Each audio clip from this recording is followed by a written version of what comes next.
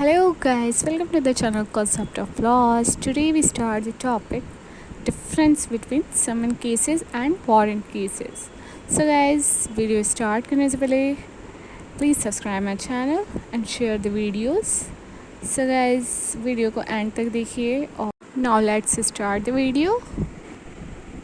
समन cases में क्या होता है, जो एक्यूज्ड पर्सन होता है उसको मैक्सिमम 2 इयर्स की पनिशमेंट दी जाती है, मतलब कि 2 इयर्स तक उसको मैक्सिमम पनिशमेंट दी जा सकती है।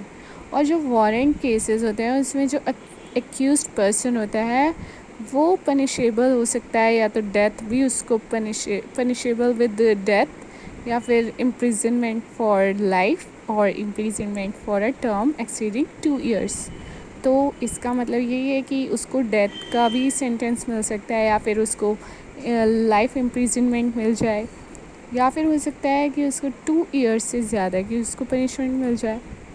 समन केसेस में क्या होता है कि समरी प्रोसीजर अडॉप्ट किया जाता है फॉर कन्विक्टिंग और एक्विटिंग द एक्यूज्ड पर्सन।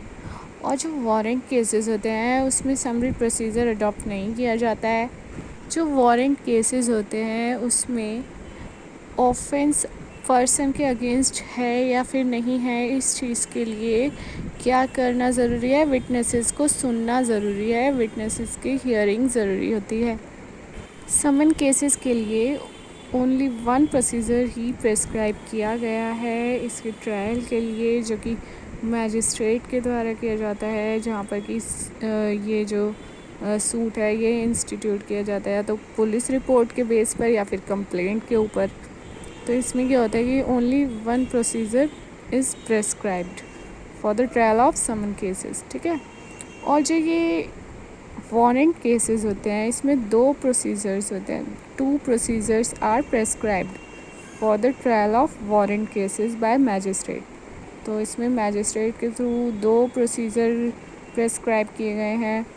जहाँ पर summon cases as a warrant case try किया जाता है, तो वहाँ पर क्या होता है कि एक्यूज्ड को डिस्चार्ज किया जाता है under section 245। The discharge amounts to an acquittal under section 255। और जो ये वारंट केसेस होते हैं, अगर जहाँ पर वारंट केसेस को ट्राई किया जाता है एज अ समन केसेस, तो यहाँ पर एक्यूज्ड पर्सन इज़ एक्विटेड। और ये ऑर्डर ऑफ एक्विटल कब ऑपरेट किया जाएगा, only as an order of discharge under section 245। Summon cases में क्या होता है कि जो एक्यूज्ड पर्सन होता है वो जब अपना हियरिंग में अपीयर करता है, जब वो वहाँ पर आता है तो क्या होता है उसको ये पूछा जाता है कि क्या वो प्लीड करेगा, मतलब गिल्टी प्लीड करेगा, या फिर उसके पास कोई डिफेंस है कि जो कि वो अपना डिफेंस कुछ रखना चाहता है वहाँ पर। और वारंट केसेस में क्या होता है, जो एक्यूज्ड पर्सन है वो जब मैजिस्ट्रेट के सामने आता है तो उसको जब जो केस इंस्टीट्यूट किया जाता है पुलिस रिपोर्ट के ऊपर, पुलिस रिपोर्ट के बेस पर इंस्टीट्यूट होता है, उस केस में एक्यूज्ड पर्सन को मैजिस्ट्रेट जो है प्रोसिक्यूशन को हियर करता है, प्रोसिक्यूशन की सुनता है और उसको सभी जो एविडेंस हैं प्रोड्यूस करने के लिए कहता है, जो सब उसके सपोर्ट में होते हैं। समन केसेस में फॉर्मल चार्ज फ्रेम करना कोई ज़रूरी नहीं होता है, नेसेसरी नहीं होता है, बट जो वारंट केसेस होते हैं उसमें फॉर्मल चार्ज नेसेसरी होता है फ्रेम करना। समन केसेस में अगर जो एक्यूज्ड पर्सन मैजिस्ट्रेट के सामने अपीयर ना भी हो तो भी उसको प्लीड गिल्टी मान लिया जाता है, guilty to the charge. But ऐसा कोई प्रोविज़न वारंट केसेस में नहीं होता है। समन्स केसेस में एक्यूज्ड के पास सिर्फ एक ही अपॉर्चुनिटी होती है क्रॉस एग्ज़ामिन करने के लिए प्रोसिक्यूशन के विटनेसेस को, और जो वारंट केसेस होते हैं उसमें एक्यूज्ड के पास मोर देन वन अपॉर्चुनिटीज़ होती हैं क्रॉस एग्ज़ामिन करने के लिए प्रोसिक्यूशन के विटनेसेस को under section 242 and 246 clause 5। Summon cases में कोई प्रोविज़न ऐसा कंटेन नहीं किया गया है under chapter 20 regarding the passing of sentence. In warrant cases जहाँ पर मैजिस्ट्रेट को ये पता चल जाता है कि एक्यूज्ड गिल्टी है, बट अकॉर्डिंग टू सेक्शन 325 और 360 के प्रोविज़न्स के अकॉर्डिंग प्रोसीड नहीं किया जाता है।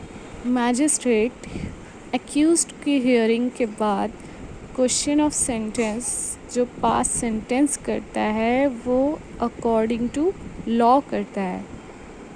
समन केसेस में अगर कंप्लेनेंट होता है वो अगर एब्सेंट होता है तो उस केस में क्या किया जाता है, एक्यूज्ड को एक्विटल किया जाता है under section 254 acquittal of the accused. और जो वारंट केसेस होते हैं उसमें क्या होता है कि अगर कंप्लेनेंट एब्सेंट होता है तो उसका रिज़ल्ट क्या होता है कि एक्यूज्ड पर्सन को डिस्चार्ज कर दिया जाता है अंडर सेक्शन 249। समन्स केस में क्या होता है कि अगर कंप्लेनेंट जो है वो अगर वापस लेना चाहे कंप्लेंट, वो विड्रॉ कर सकता है कंप्लेंट को with the permission of the magistrate की परमिशन से। और जो वारंट केस होते हैं उसमें जो कंप्लेंट होती है वो विड्रॉ नहीं की जा सकती है। समन केस अगर इंस्टीट्यूट हुआ हो कंप्लेंट के ऊपर, कंप्लेंट के बेस पर, तो प्रोसीडिंग स्टॉप भी की जा सकती है एट एनी स्टेज, ठीक है, विदाउट प्रोनाउंसिंग द जजमेंट, बिना जजमेंट आए भी वो किसी भी स्टेज पर स्टॉप की जा सकती है under section 258। But warrant case में ऐसा कोई प्रोविज़न नहीं दिया गया है अंडर चैप्टर 29। और समन केसेस में क्या होता है अंडर चैप्टर 20 द मैजिस्ट्रेट मतलब कि ये पावर उसके पास है कि वो कन्वर्ट कर सकता है समन केसेस को वारंट केसेस में। बट जो वारंट केस होते हैं वो कन्वर्ट नहीं किए जा सकते हैं समन केसेस में। समन केसेस में एक्यूज्ड के कन्विक्शन के बाद मैजिस्ट्रेट कोई एविडेंस नहीं ले सकते हैं as in respect of alleged previous conviction which is not admitted by the accused। Warrant cases में एक्यूज्ड के कन्विक्शन के बाद मैजिस्ट्रेट एविडेंस टेक कर सकता है प्रीवियस एलिगेशन के बेस पर। सो गाइज इसी के साथ हमारे इस वीडियो का एंड हो गया है। सो मिलते हैं नेक्स्ट वीडियो में, तब तक के लिए बाय बाय, टेक केयर।